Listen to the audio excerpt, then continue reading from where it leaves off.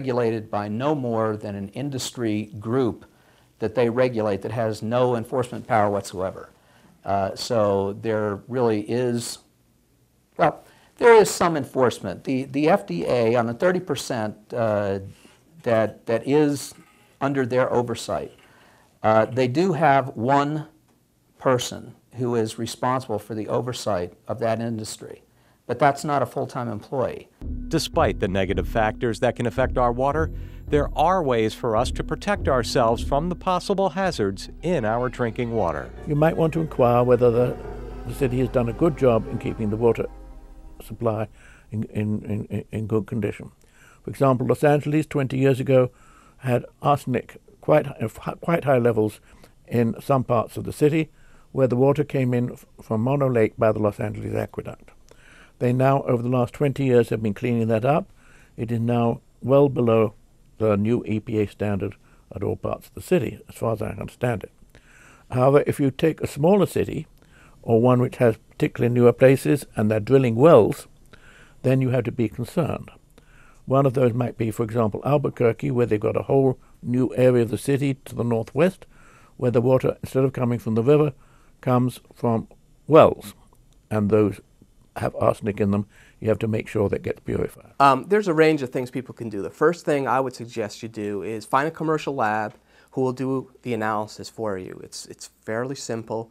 You send this, they send you sampling equipment, bottles basically to fill, and you send it back to them. This is all through the mail, and then they give you a report on what's in your water. Depending on what you find, there are a range of preventive measures you can take and treatment techniques you can use. If there's a lot of bacteria, for example, you can do things like disinfect your own well. You can use ultraviolet radiation to kill pathogens.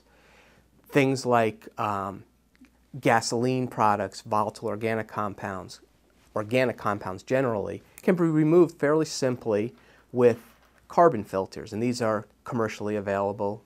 You could go to any number of stores and buy these filters. They're very popular these days. Other contaminants may require a little more rigor in your treatment, and so there's a range of treatment all the way up to what we call reverse osmosis, which is maybe the most expensive but can really remove most contaminants that you'd be concerned with. Ask the people that are supplying the water what they've tested for and whether they found arsenic in your water. You'd be amazed at how many water systems have arsenic in their water. Here in the District of Columbia, the levels are pretty low, but in many parts of the country, they're very high, especially out in the Southwest and patches of other parts of the country. Bizarrely, parts of Michigan, the thumb of Michigan has very high arsenic levels. So there are pockets all over the country that have very high levels of arsenic. So what you should do is ask your water utility for what's called your annual right to know report or your annual water quality report. And that will disclose if there was arsenic in the water. And once you know what level you have, you then take the next step to see whether that level is too high. And if it is, then you have some options.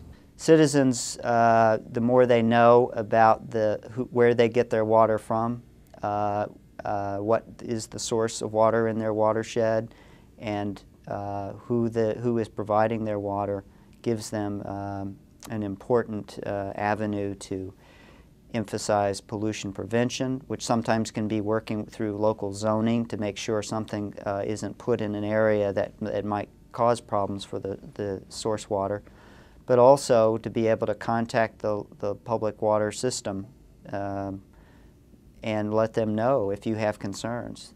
And of course, EPA and the state public health officials, it's very much a part of our jobs to be there as well when necessary to supplement the efforts or to try to respond to questions that consumers might have about the safety of their drinking water. Websites such as the EPA website can be a very valuable tool in this information age to learn something simple but fast about a different type of threat or contaminant that might exist.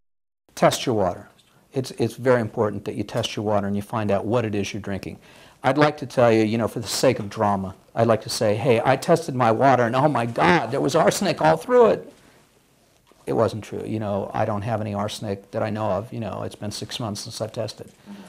We did find bacteria, we have E. coli. And I was having some problems personally. I was quite surprised. I thought living close to a farm, contiguous to a farm, you know, that we would have pesticide issues, or we would have, the last thing I expected was bacteria. And because of that, we started filtering our water in earnest. And it's amazing because the incidence of problems that I was having really did drop off, and I don't really believe that it was you know, circumstantial, or you know, it wasn't in the mind. It's I know that you know, the problem isn't there anymore. So filter your water, test your water. If you can't filter your water, geez, test your water. It's cheap, it's not expensive, it's affordable, and I think you're crazy if you don't do it. We've seen the power of water, what it can do, and how it is crucial to our survival. Talk to your government representative. Get your water tested, and if necessary, filter your water. It's up to us to do all we can to protect ourselves and our children from water contamination, either man-made or natural. Pure drinking water is possible for everyone today.